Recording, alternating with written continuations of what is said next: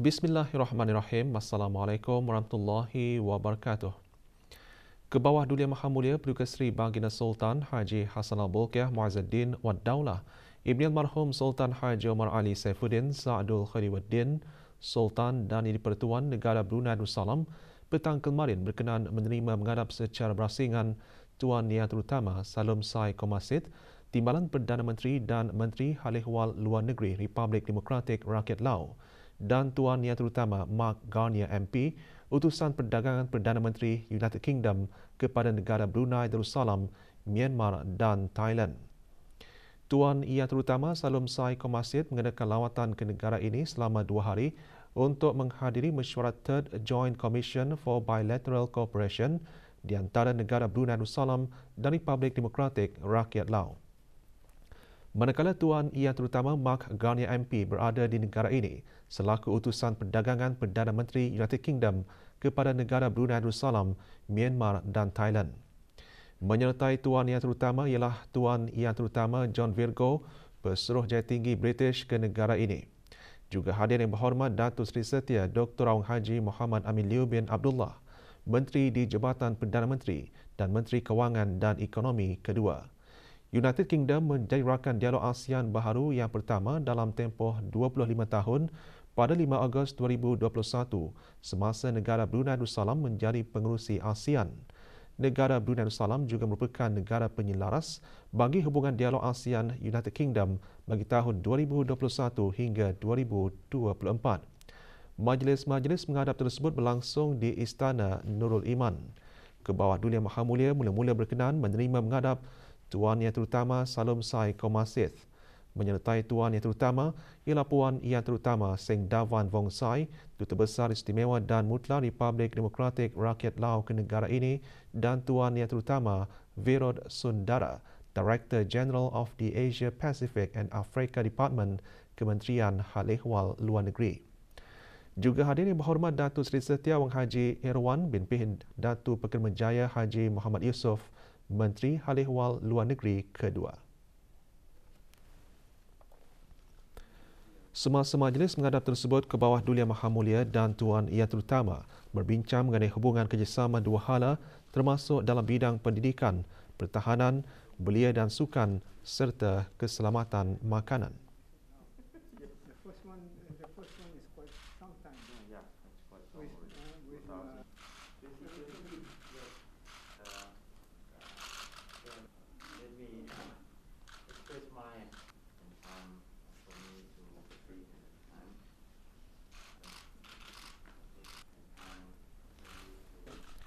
Kebawah Dulia Maha Mulia seterusnya berkenan menerima menghadap Tuan Yang Terutama Mark Garnier MP. Baginda dan Tuan Yang Terutama berbincang mengenai hubungan dua hala dan strategik di antara negara Brunei Darussalam dan United Kingdom serta hubungan ASEAN United Kingdom.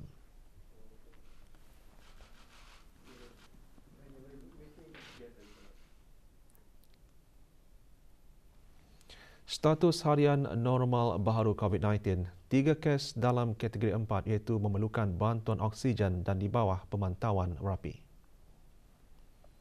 Kementerian Kesihatan juga maklumkan 606 kes sembuh kemarin.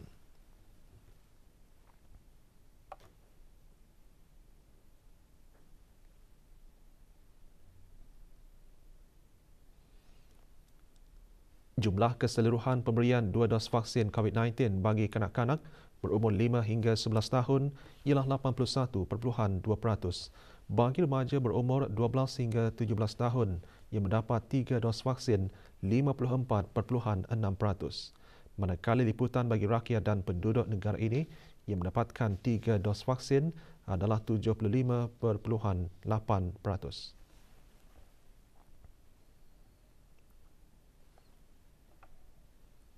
Awang Muhammad Saiful Dafi bin Muhammad Suhaimi dan Dayang Hajah Nuraini binti Abdullah masing-masing muncul juara bagi kategori Muratal Al-Quran dalam musabakah Muratal Al-Quran dan menghafaz ayat-ayat lazim beserta pemahamannya bagi mu'allaf senegara. Majlis berlangsung di Dewan Persidangan Pusat Dakwah Islamiah.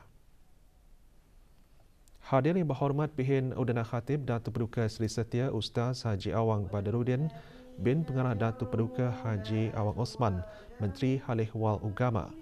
Johan membawa pulang piala pusingan sumbangan Menteri Hal Ehwal Agama, wang tunai RM1,000, akaun tekad haji RM500 sumbangan Perbadanan Tabung Amanah Islam Brunei Taib dan sijil penghargaan. Manakala bagi kategori menghafaz ayat-ayat lazim beserta pemahamannya pula dimenangi oleh Awang Haji Muhammad Nabil Hakim bin Haji Muhammad Nabil Hafizuddin dan Dayang Siti Nur Syahirah binti Muhammad Asnawi. Johan membawa pulang piala pusingan sumbangan Pengiran Datuk Seri Paduka Haji Muhammad Tashim bin Pengiran Haji Hassan, Timbalan Menteri Hal Ehwal Agama, wang tunai, akaun tekad haji sumbangan taib dan sijil penghargaan.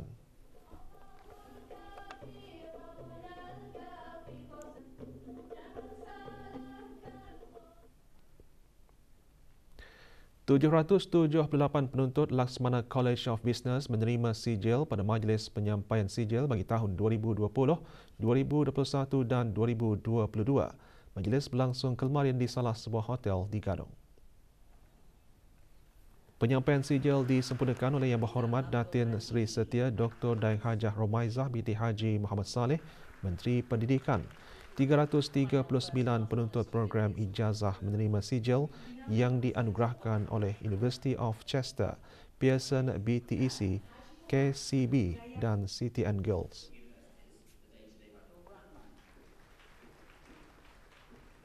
Sementara pada sebelah pagi, 439 penuntut menerima sijil. Penyerahan sijil disempurnakan oleh Awang Aliuddin bin Haji Abdul Rahman, Timbalan Setiausaha Tetap Pendidikan Teras Kementerian Pendidikan. Majlis antara lain bertujuan menghargai kerja keras dan cabaran yang mereka lalui semasa pandemik bagi meneruskan pengajian mereka secara dalam talian.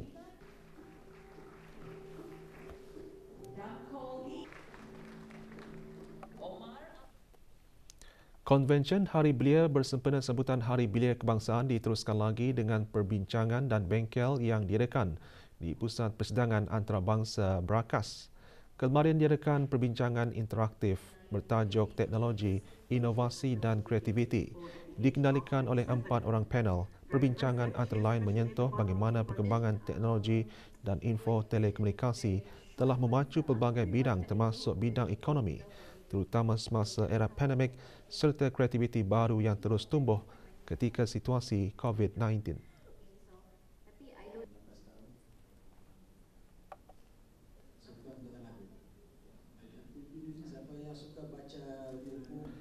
Pada sebelah petang diadakan bengkel konten kreatif dan kesempurnaan solat.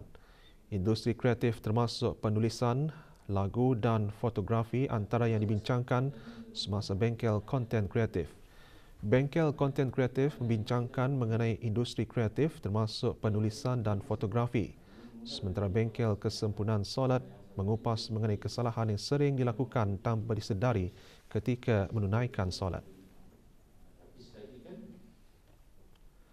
Kejayaan para belia dalam bidang keusahawanan, teknologi dan inovasi antara yang dipamerkan sempena sambutan Hari Belia Kebangsaan ke-17.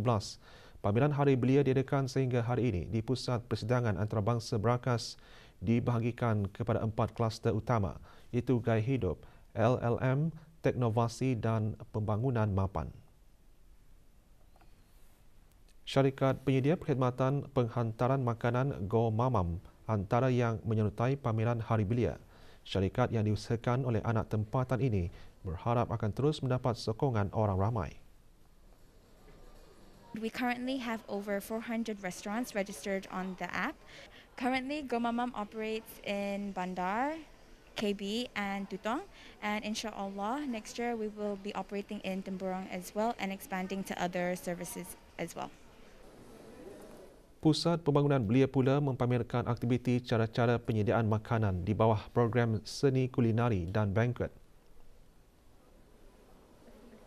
Bagi yang datang ke booth kami ialah menghiasi cupcake dengan icing-icing yang tersedia serta akan diberi sebiji cupcake dan serta cookies yang mereka hiasi. Juga menarik perhatian pameran peralatan drone dan simulator penerbangan daripada syarikat Innov Aero. In terms of services yang kami dapat memprovide is macam mapping, bukan saja dari segi media, tapi inspection. So banyak lagi kegunaan drone yang kami pakai untuk aspek industri. Indeks harga pengguna bagi perubahan tahun ke tahun meningkat 3.8% berbanding dengan bulan Mei 2021.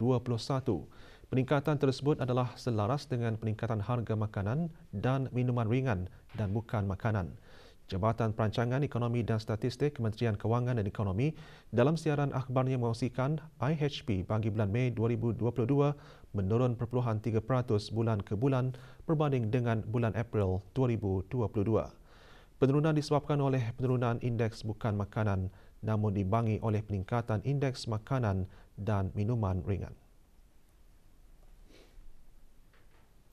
Peningkatan harga makanan dan minuman ringan disebabkan oleh kenaikan harga makanan seperti minyak dan lemak, daging dan ikan dan makanan laut. Peningkatan harga minyak dan lemak adalah terutamanya disebabkan oleh kenaikan harga minyak masak selaras dengan peningkatan harga import berikutan peningkatan bahan import minyak sayuran dan minyak sawit. Kenaikan harga daging ayam adalah disebabkan oleh peningkatan kos makanan ternakan ayam. Manakala peningkatan harga ikan dan makanan laut adalah disebabkan cuaca yang tidak menentu dan kekurangan buruh.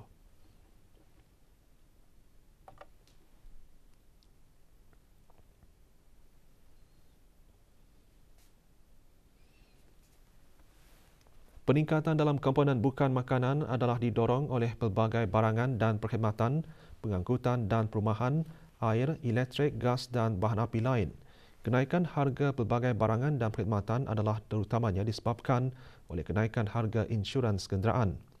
Manakala peningkatan dalam pengangkutan adalah terutamanya disebabkan oleh kenaikan harga kenderaan bermotor dan tiket penerbangan.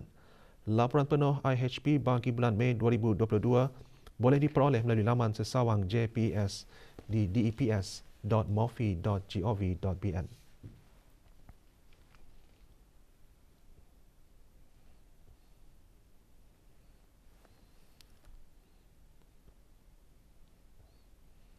Ibu Pejabat Daerah Polis Temburong dengan kerjasama Jawatan Kuasa Takmir Masjid Kampung Puni mengadakan ceramah sempena sambutan awal tahun Hijrah. Ceramah berlangsung di Masjid Kampung Puni. Hadir Awang Muhammad Zulhelmi bin Haji Omar Ali, Pengarah Pentadbiran Am dan Kewangan Ibu Pejabat Polis Gadong. Ceramah bertajuk Menggapai Rahmat Allah antaranya menyentuh mengenai bulan Muharram menjadi bulan pertama dalam tahun Hijrah serta rahmat yang berupa rezeki yang diturunkan Allah Subhanahu Wa Taala kepada manusia. Juga hadir Awangku Abdul Rashid bin Pengiran Haji Aliuddin, Pemangku Pegawai Daerah Temburong.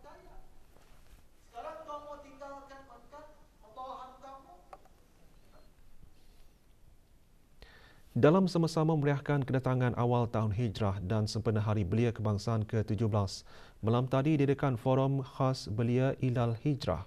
Forum berlangsung di Balai Ibadat Kampung Mata Gadong. Hadir Awang Haji Amir Hisham bin Haji Masri, Pemangku Pengarah Jabatan Hal Ehwal Masjid. Forum bertajuk Bersabar, Berikhtiar, Bertawakal dan Berdoa Menghadapi Ujian Memacu Wawasan Negara. Antara lain menyentuh mengenai perlunya untuk bersabar, berikhtiar, bertawakal dan berdoa dalam menghadapi kehidupan terutama ketika berdepan ujian. Forum dianjurkan oleh Jawatan Kuasa Takmir dan Belia Balai Ibadat Kampung Mata Gadong.